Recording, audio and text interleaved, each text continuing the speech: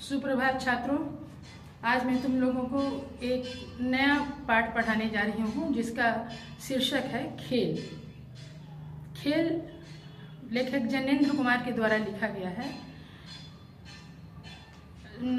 लेखक जैनेंद्र कुमार एक ऐसे लेखक हैं जो हमेशा मनोविश्लेषण के द्वारा ही कहानी को विस्तार रूप देते हैं। जैसे कई कहानियां उनकी ऐसी है जिनमें वो कहानी को बहुत ही सरल ढंग से देखते हैं, जो घटनाएं घटती हैं उनको बहुत ही सरल ढंग से देखते हैं और छुपकर उनके अंदर जो मनोविश्लेषण का काम हो रहा है, मनोवैज्ञानिक तरीके से जो काम हो रहा है उसका वो विश्लेषण करते हैं। अब तुम लोग पूछोगे कि मनोविश्लेषण क्या है, तो मनोविश्लेषण है मन का विज्ञान, मनोवैज्ञानिक, मनोमन का विज्ञान।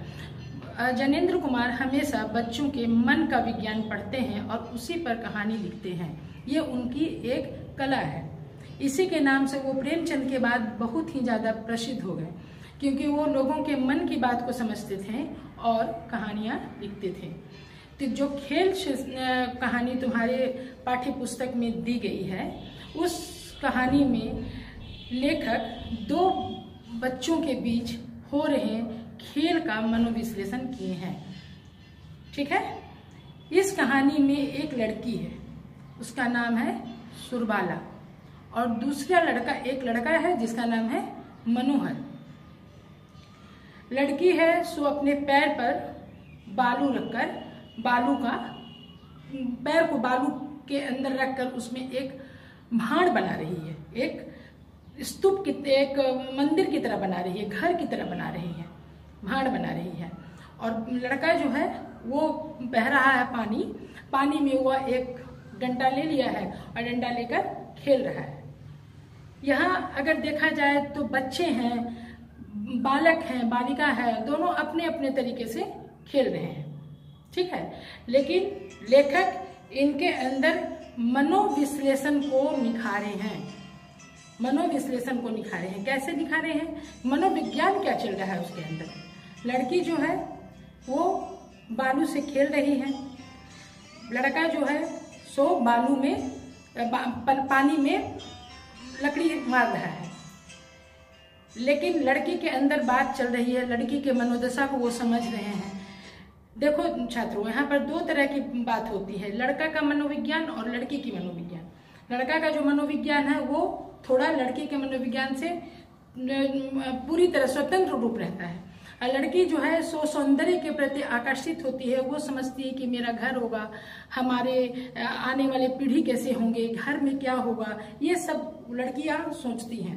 तो जब वो बालू का घर बना रही है तो वो सोच रही है कि मैं कहाँ रहूंगी। लड़की का मन कोमल होता है।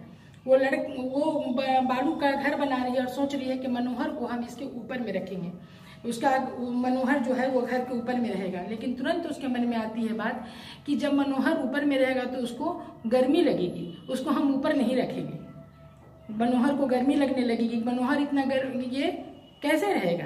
ये एक तरह का लड़की का मनोहर के प्रति प्रेम दर्शा रहा है, वो अट्रैक्शन है मनोहर के प्रति। सुरबाला का अट्रैक्शन है। वो दिखाना चाह रही है कि मनोहर के प्रति उसका प्रेम का लगाव है।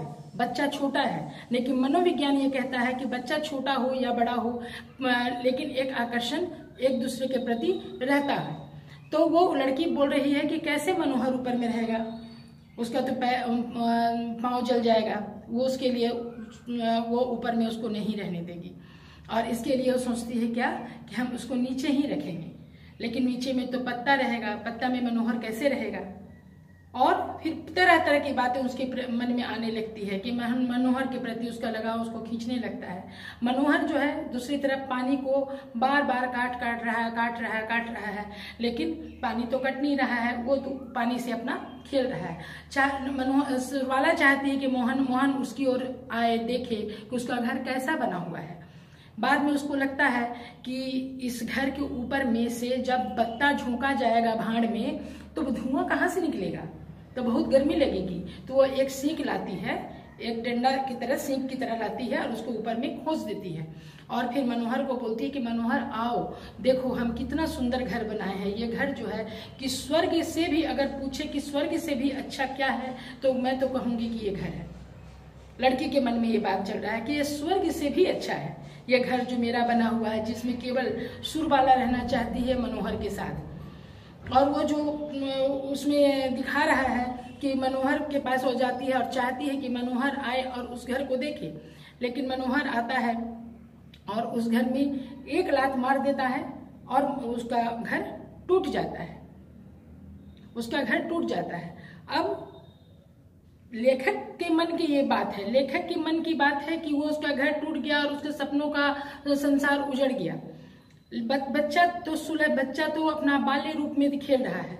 अब वो लड़का जब आता है तो वो लड़की सुरबाला जो है रूठ जाती है मनोहर से रूठ जाती है, तो बोलती है कि तुमने मेरा घर तोड़ दिया। तो मनोहर बोलता है कि तुम क्यों गुस्सा गई, तुम क्यों नहीं रेत उठाकर मेरे मुंह में मार रही हो, क्यों नहीं तुम हम पर गुस्सा कर रही हो। लेकिन लड़की दूसरे तरफ मुंह फेर करके खड़ी हो जाती है और वो मनोहर से बोलना नहीं चाहती है, बात करना छोड़ देती है। लड़का बोलता है कि मुझसे साझी कर लो, मतलब मेल हो जाओ, हमसे मिठिस कर लो। बट लड़की जो है वो नहीं करती है, बोलती है कि नहीं, हम तुमसे मिठिस नहीं होंगे, तुमसे हम साझी नहीं करेंगे, तुमसे मेल नहीं होंगे, क्योंकि तुमने मेरा सपनों का घर तोड़ दिया है। अब लड़का उसको मना रहा है, बहुत तरह से मना रहा है कि सूरी तुम मेरी ओर देखो, सूरी मेरी ओर देखो, तुम हमसे क्यों गुस्सा गई हो। लेकिन सूरी जो है अब मनोहर की ओर देखना नहीं चाहती है, जबकि अंदर अंदर वो मान गई है, वो अंदर अंदर मान गई है। वो चाह रही है कि मनोहर उसको मनाए और वो जानबूझकर मुंह फेरी हुई है, जबकि मनोहर उसको मना रहा है और वो मानती नहीं है। वो कहती है कि मेरे ही जैसा मैंने घर बनाया है वैसा तुम भी बना के हमको दो। और मनोहर फिर बोलता है कि ठीक है, हम तुमको ऐसा घर बना कर देंगे।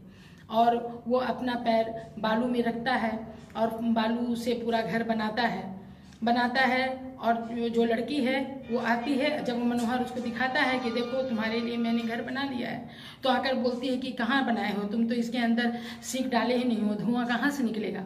और बोलते हुए वो एक लात उसमें मार देती है, तो उसका घर टूट जाता है।